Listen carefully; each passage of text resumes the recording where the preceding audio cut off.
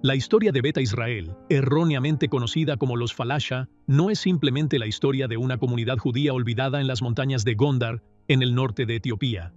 Se trata más bien de una epopeya compleja que entrelaza textos sagrados con rituales locales, desde las laderas de las montañas de Gondar, en el norte de Etiopía, donde la comunidad Beta Israel conservó raras tradiciones de la Torá, hasta las operaciones secretas de transporte aéreo que trasladaron a miles de familias desde chozas de barro a las calles de Tel Aviv, donde se enfrentaron al escepticismo de las instituciones religiosas y a los desafíos del racismo. En este vídeo, nos adentraremos en los detalles de la historia de los judíos etíopes, desde los mitos y rituales hasta la migración y la controversia política, culminando en la actual batalla por la identidad que continúa hasta nuestros días. Quédate con nosotros hasta el final, y no olvides apoyarnos dándole a me gusta y suscribiéndote para recibir todo nuestro contenido más reciente.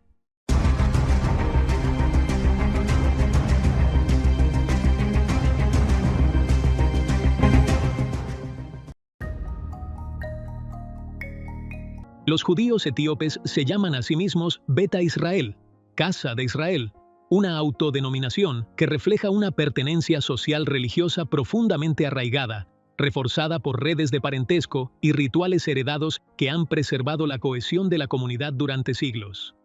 En cambio, el nombre externo Falasha, que significa extranjero sin tierra, en su contexto etíope, adquirió con el tiempo una connotación despectiva. Por este motivo, los miembros de la comunidad la rechazan y prefieren la autodenominación, que expresa con mayor precisión la identidad de los judíos etíopes. Geográficamente, la presencia histórica de Beta Israel se concentró en el norte de Etiopía, sobre todo en Gondar, Tigray y Kwara, donde se asentaron en aldeas montañosas semi-aisladas.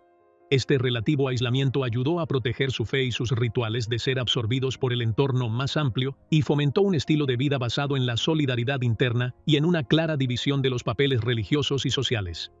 Con la escalada de hambrunas y guerras civiles de finales de la década de 1970, se iniciaron oleadas de migraciones organizadas y no organizadas. Estas culminaron en los años 80 y 90 mediante puentes aéreos secretos que transportaron a miles de miembros de Beta Israel a Israel. La doctrina religiosa de los judíos etíopes se conoce como Amanot, un auténtico sistema escriturario centrado en el orate, es decir, los 5 libros de Moisés, que históricamente se han recitado en antiguas lenguas etíopes, sobre todo en Hayes. Este lenguaje litúrgico no es una mera herramienta de lectura, sino que sirve como guardián de la identidad, preservando las oraciones y los textos dentro de su contexto etíope único. La vida religiosa está guiada por los qasim, los sacerdotes y líderes espirituales que interpretan los textos, supervisan los rituales y dictan las normas religiosas dentro de la comunidad. Esto concede a Amanot independencia institucional respecto a la autoridad rabínica en la diáspora judía más amplia. Tras la emigración a Israel, surgió un debate institucional sobre el papel de los qasim. ¿Debe reconocerse oficialmente su autoridad dentro de las instituciones religiosas del Estado o deben reintegrarse bajo el rabinato centralizado? La disputa no era meramente jurídica o doctrinal. Fue una batalla por la identidad relativa a cómo preservar el carácter distintivo de la religión de Beta Israel en el marco de un Estado moderno. Los nombres de los lugares de culto reflejan una espiritualidad local única. En lugar del término común, sinagoga, los Beta Israel se refieren a sus casas de culto con nombres JEZ como Bet Magdas, Casa Sagrada, y Salat, Bet Casa de Oración. Esta nomenclatura no es un mero alarde lingüístico, sino que forma parte de una arquitectura simbólica que preserva el carácter distintivo y sagrado del espacio, en la conciencia de la comunidad Beta Israel de Kashrut. Alimento ritualmente puro, la comunidad sigue una adhesión literal a los textos del Levítico, el Deuteronomio y el Jubileo, prohibición de la sangre, normas estrictas de sacrificio y reglamentos relativos a aves y peces, con notables similitudes con las prácticas caraítas en cuanto a centralidad y rigor textuales. En Shabbat, la observancia es literal. No está permitido cocinar ni encender fuego. La comida se prepara con antelación y se come fría para mantener la santidad del día.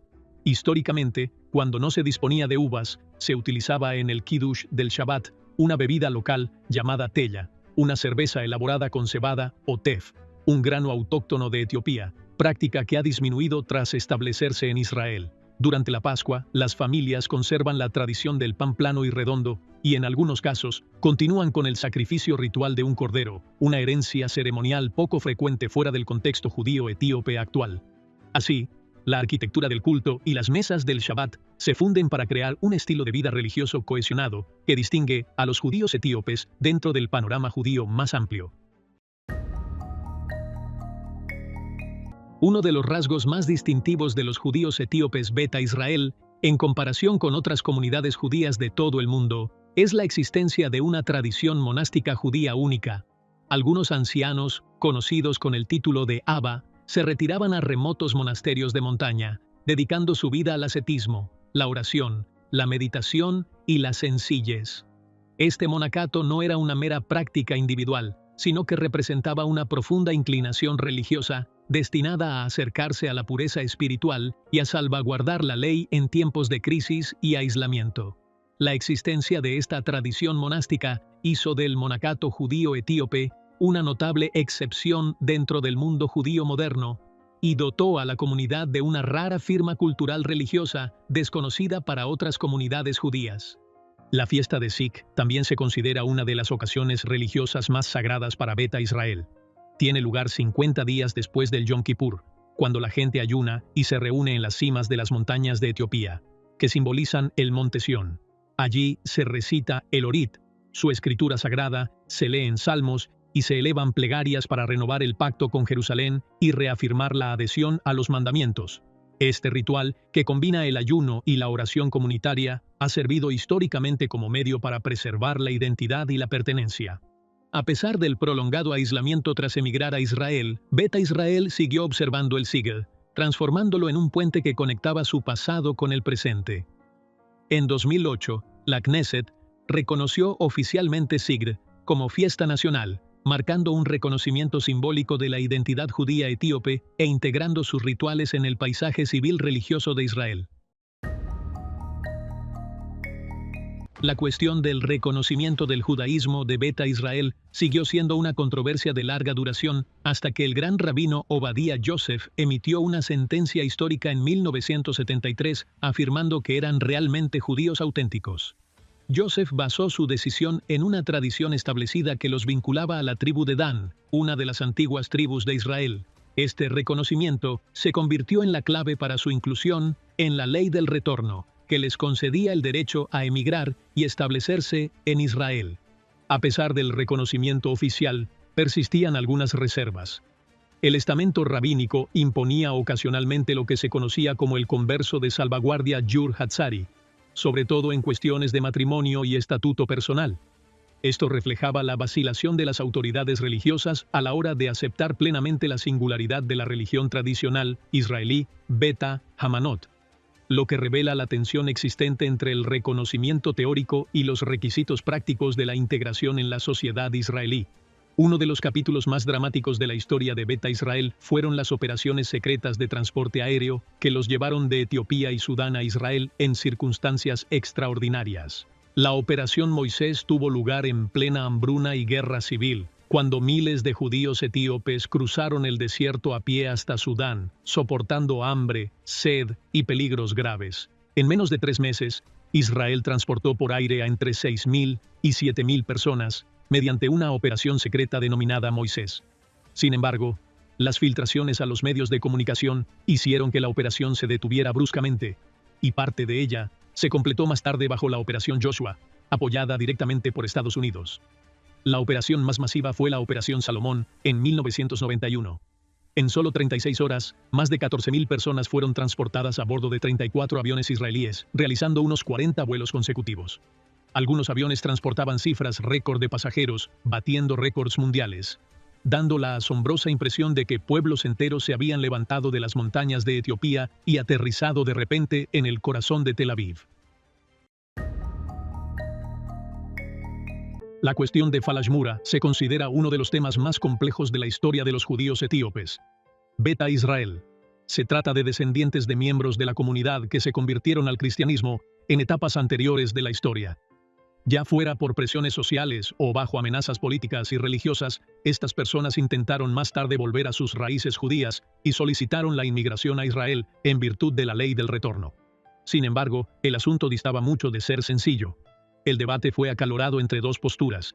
Uno sostenía que eran judíos de origen y que pertenecían a Beta Israel, mientras que el otro exigía la conversión total antes de aceptar su inmigración.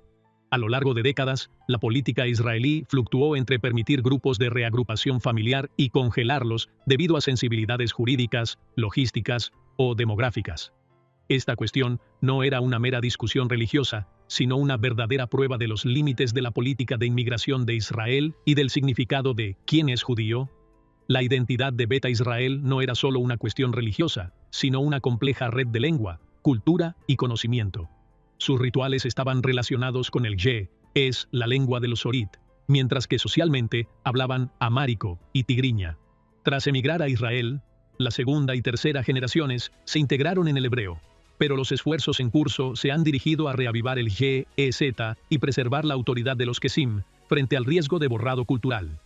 Los estudios genéticos añadieron una nueva dimensión al debate, demostrando que los judíos etíopes están genéticamente más próximos a sus vecinos etíopes, con una contribución limitada de Oriente Próximo. Sin embargo, estos estudios también subrayaron que la identidad no es reducible a los cromosomas, sino que se construye a través de textos, rituales y relatos colectivos que han preservado su carácter distintivo. A pesar de su protagonismo en el servicio militar y en las universidades, siguieron enfrentándose a barreras de discriminación. El escándalo de la sangre de 1996, en el que se descartaron en secreto sus donaciones de sangre, causó una profunda conmoción.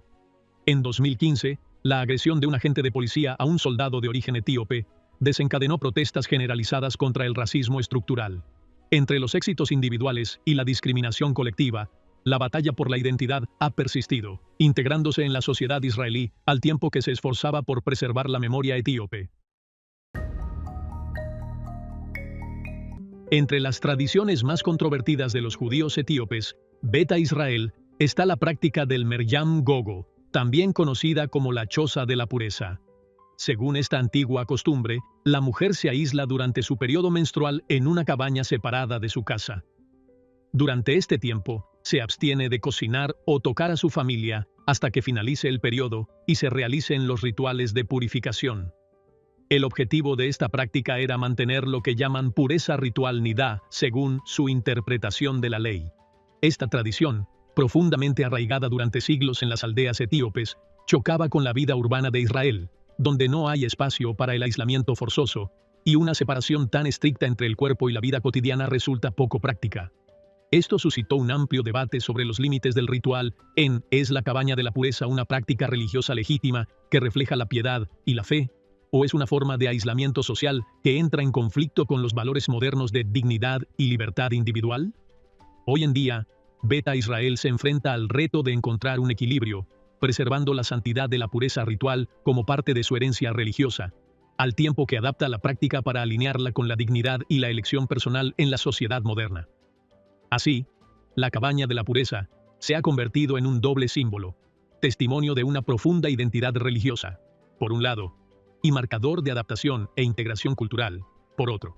Más allá de los rituales estrictos, Beta Israel también ha conservado un rico patrimonio musical que añade una dimensión espiritual y cultural a su vida religiosa y social. Los textos religiosos se cantan en y se interpretan canciones comunales durante los festivales y las celebraciones estacionales, acompañadas de ritmos específicos conocidos como latak, utilizados en los rituales de purificación y en los grandes acontecimientos. En esos momentos, la danza se transforma en oración y el movimiento físico se convierte en una prolongación de la adoración y la súplica. En Israel, esta herencia no se desvaneció, sino que emigró a nuevos espacios. Se han creado festivales e institutos culturales para mostrar la danza judía etíope, utilizándola para narrar las historias orales de la comunidad. De este modo, el arte se ha convertido en una herramienta para preservar la memoria a través del movimiento, donde los ritmos africanos se encuentran con la espiritualidad judía, presentando al mundo una mezcla única de música de gay y danza tradicional. Uno de los rasgos más distintivos de los falasha es que sus orígenes han estado envueltos durante mucho tiempo en capas de mitos y narraciones orales, lo que les confiere una identidad que va más allá de la mera historia material. Una narración habla de una migración a lo largo del Nilo desde el norte hacia las tierras altas etíopes, conectándolas con la ruta del Nilo que se extendía desde Egipto hasta Sudán y Etiopía. Su identidad en la memoria popular también está vinculada a la historia de la reina de Saba y el rey Salomón, considerándose a Etiopía parte del linaje salomónico, lo que confiere a su existencia una dimensión arraigada en la Torá e inscrita en la historia sagrada. Por otra parte, algunos historiadores sugieren una antigua conexión con la comunidad judía de Elefantina en Egipto, un asentamiento judío que vivió en la isla elefantina del Nilo durante el período persa. Esto puede haber servido como uno de los puentes que llevaban el judaísmo hacia el sur. Sin embargo, la narrativa más destacada entre los propios Beta Israel es su afirmada ascendencia de la tribu de Dan, que una de las 10 tribus perdidas tras el exilio asirio. Este linaje no era meramente genealógico. Se convirtió en un símbolo de identidad religiosa y memoria colectiva, reforzando la sensación de continuidad a través de los siglos, incluso en ausencia de pruebas históricas definitivas. Cuando los judíos etíopes Beta Israel llegaron a Israel, trajeron consigo una herencia religiosa y lingüística distinta, lo que planteó la cuestión de la identidad. ¿Serían absorbidos por el modelo askenazí, mizrahi, imperante, o reconocidos como una voz etíope independiente dentro del tejido judío? Lograron hitos significativos como el reconocimiento oficial de su judaísmo mediante la sentencia del gran rabino Ovadia Yosef y la ley del retorno. La adopción del Sigd como fiesta nacional en 2008, el nombramiento de algunos Kesim en marcos religiosos simbólicos y la creación de museos y centros patrimoniales que muestran su cultura. Estos logros solidificaron su presencia en la sociedad israelí y confirmaron que forman parte de la identidad judía inclusiva. Sin embargo, la pregunta: ¿se asimilará Beta Israel a una identidad israelí generalizada reducida a los israelíes de piel oscura o conservará el carácter distintivo de Gemanaut con sus rituales, su lengua y sus líderes espirituales? La respuesta práctica parece que cada paso hacia el pluralismo religioso, cada reconocimiento de la autoridad del Qasim y cada esfuerzo por integrar la lengua y los textos rituales de GEZ en la educación pública representan una forma de mantener viva la voz etíope dentro del colectivo judío.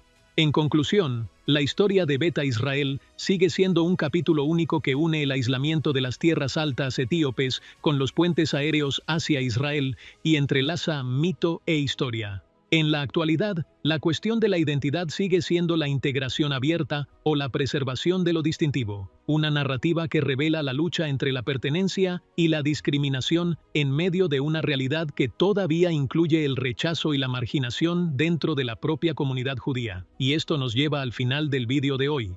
No pierdas la oportunidad de estar al día. Suscríbete al canal y activa la campana de notificación para recibir todos nuestros contenidos más recientes.